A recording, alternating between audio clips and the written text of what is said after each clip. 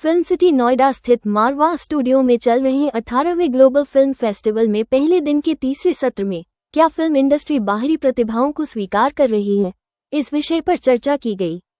कार्यक्रम की शुरुआत दीप प्रज्वलन और गणेश वंदना के साथ हुई। वहां मौजूदा सभी अतिथियों का बुके भेंट कर स्वागत किया गया। बता दें कि कार्यक्रम में 3 जनवरी international day of cultural relations का पोस्टर, न्यूज़लेटर डे 1 का पोस्टर रिलीज किया गया।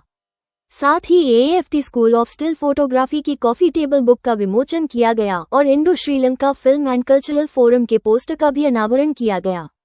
कार्यक्रम में प्रश्न उत्तर का सत्र भी रखा गया, जिसमें स्टूडेंट्स ने अतिथिगण से सिनेमा से जुड़े कई सवाल पूछे और अपने प्रश्नों के जवाब पाए।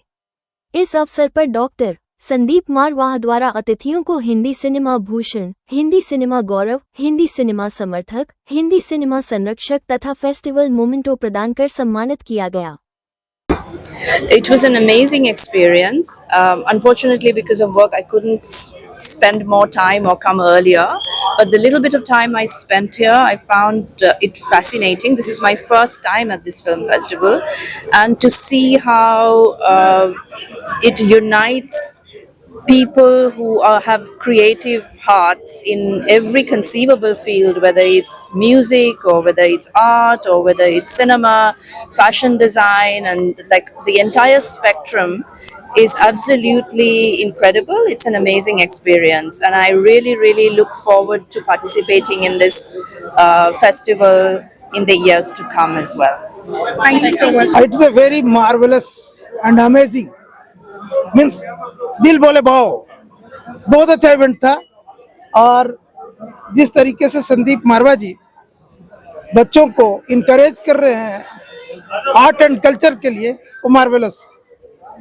ये यस मैम। सर, कल्चर आज के लिए क्यों इतना इम्पोर्टेंट है? यूथ के लिए क्या इम्पोर्टेंस रखता है? कल्चर शिष्टाचार, कल्चर ही शिष्टाचार को सिखाता है, डिसिप्लिन को सिखाता है, जो बहुत अर्जेंट है। बीच में कुछ जो कमी आई थी, उसे कल्चर ही फिर से उस शिष्टाचार और डिसिप्लिन में बांधने का काम कर रहा है। तो कल्चर जो हमारे एंसेस्टर से आता है, हमारे बड़ों से जो आता है, उसे हमें ऑप्ट करके अपने बच्चों तक पहले रिसेप्टिव बने, देन डोनर बने, अपने बच्चों को भी सिखाएं। Because it is only the bonding जो ऊपर की पीढ़ी से हम तक और हमसे बच्चों तक बांधे रखने का एक जरिया है। एक बार फिर से मारवा स्टूडियो में तांता लगा है और चारों तरफ देश भर और दुनिया भर से लोग यहाँ पहुंचे। हाल तो ये था कि स्टेज पर मुख्य अतिथि और अतिथियों को बिठाने की भी जगह नहीं बन रही है। मैं तो कहूँगा कि ऊपर वाले की बहुत मेहरबानी है कि फेस्टिवल की पकड़ इतनी ज़बरदस्त है और जिसकी जो चर्चा है वो देश भर और दुनिया भर में इतनी फैल चुकी है कि हर शख्स आज ग्लोबल फिल्म फेस्टिवल के साथ कहीं ना कहीं जुड़ना चाहता है। चाहे फिल्म की बात है, टेलीविज़न की बात है, सिनेमा की बात है, जर्नलिज्म की बात है, चाहे फैशन की बात है, चाहे डाटा साइंस की बात है या हॉस्पिटैलिटी या टूरिज्म की बात है। कोई भी क्षेत्र ऐसा नहीं है जिस क्षेत्र से यहाँ पर आज लोग न पहुँचे हों।